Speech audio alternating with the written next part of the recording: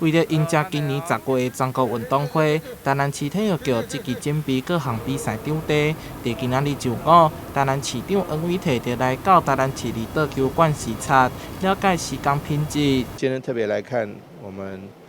桌球馆的场地，而且我们这桌球馆因为了备战全运会，还花了将近1700多万来整修。那我相信，当然，工程已经进度到99%。我们现在5月先把 bug 抓出来，那能够精益求精，这样子才能够提供选手跟观众最好的一个比赛跟观赛的场所。体育局表示，本次工程为去年12月开始施工，包含场地涂骹重新铺设、天棚、照明设备以及冷气的更换，预计在今年6月正会当顺利完工。距离全运会还有5个月时间，市长王伟棣严格要求厂商要注意各种细节，希望将场地调整到上好。有些小瑕疵，刚刚我这样绕场走了1周，有些小瑕疵还是必须做。能够做到100分，不要做到90分，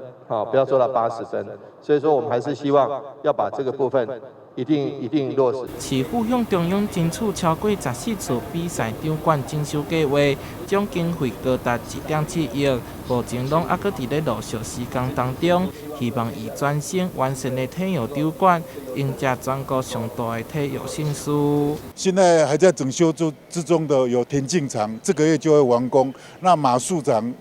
呢，在7月份也就会完工。另外，橄榄球场、足球场也都是在6月份就会完工。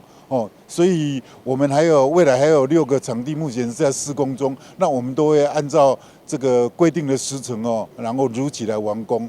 包括亚太棒球场那边系列的球场我们都是有一个定期的去勘验，然后